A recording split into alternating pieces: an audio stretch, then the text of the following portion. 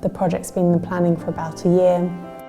After having spent so much time on Zoom calls, it's quite interesting having that shift as a group from working up here and with our mouths to working with our hearts. What I'm really excited about the project is the chance to connect with and work with a really wide range of artists in the UK and in the Philippines, across disciplines, across backgrounds, across different kinds of life experiences, which is, sort of creates this sort of cross-fertilisation that's exciting. Maybe it's a good way to make an intention for the next 5 days. Just say one word for that intention, and then as you say that word, you can place the object, and we can keep that in the circle just to remind us for this whole 5 days.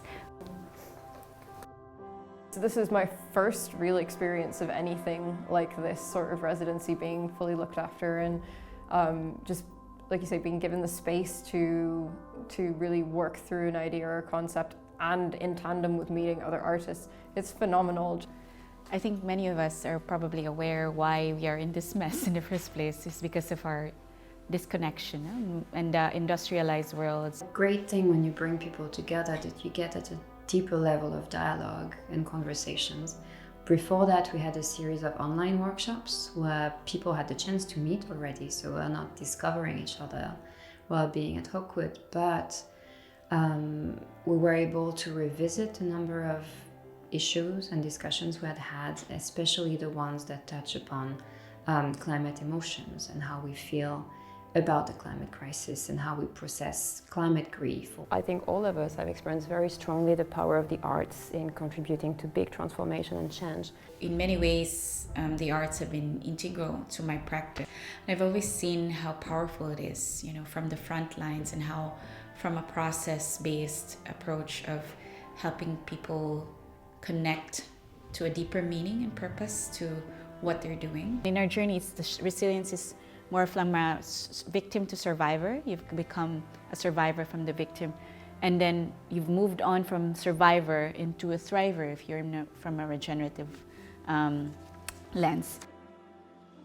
In the past, I've always this responsibility of being a leader, everything has to be on me. I have to be responsible for everybody. The weight is on me. But actually, that's actually egotistic too, because in the end, I think when you think like nature creates the space and enables. So how can we become like a container? I think so much of, particularly in European understanding of climate change, has evolved around talking in words and saying this is what's happening instead of particularly feeling what's happening. So I think in this circumstance we've been able to begin to understand what that may feel like for someone else. And there are other ways that we can comfort or empathise with one another that makes coming together so special and so important on this project as well, when we're talking about two different lived experiences of climate change. The power of the arts and culture in engaging community, in enhancing creativity, and in embracing emergence to embody radically different climate resilient worlds. In our part of the world, resilience is kind of a lens of how do you come back to your wholeness, from after a loss or a challenge. The idea now would be for you to reflect in one word or a few words on what stood out the most for you, both when you were in the probable futures and the desirable future.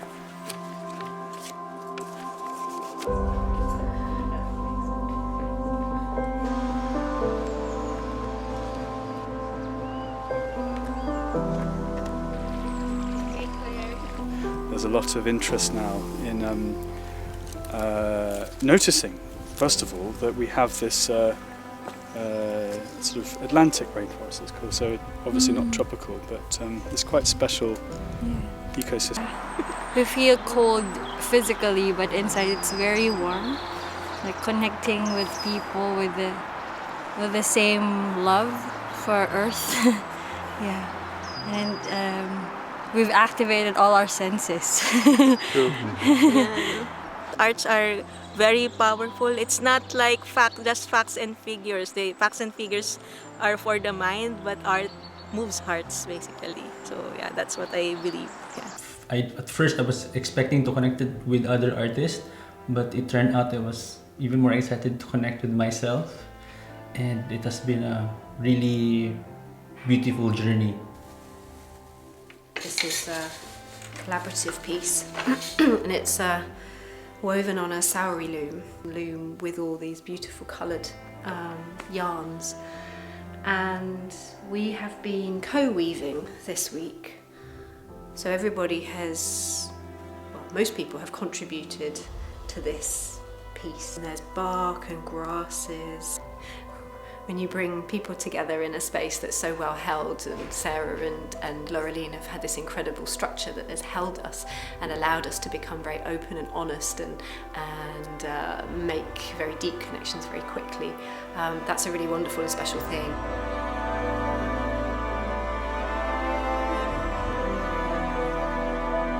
Such a privilege to welcome some extraordinary artists who are going to share some of their work that they've been working on this week with us here tonight.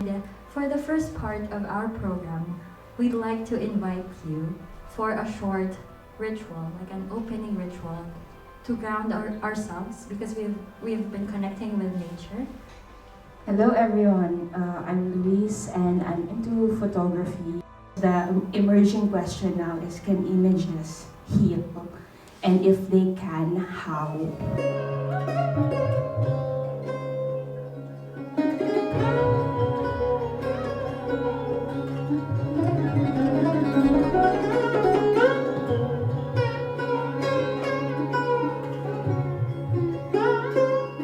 There were two images that I saw a while ago, and they've sort of stayed with me. One is the inside of a tree trunk and the rings inside them, and the other one is a close-up of a human thumb or a fingertip, and how closely they resemble each other, and that sense of the fact that we're so close to this natural world, we're part of it, we're deeply interwoven, and so of course this emotional connect that is difficult to put into words, is difficult to measure, exists. And do artists have a way of sort of accessing that maybe, or glimpsing into that and sharing that, that sliver of a vision with others? Yes, I think they do. And it's beautiful how this week there've been, there are poets here, there are potters, there are people who work with their hands. The world is so focused on the science, but we're losing the spirit, the soul of the call for climate action, so maybe that's what we have. Very interested to hear about your key learnings from this experience in relation to arts and climate change, or any key learnings in relation to cross-cultural collaboration.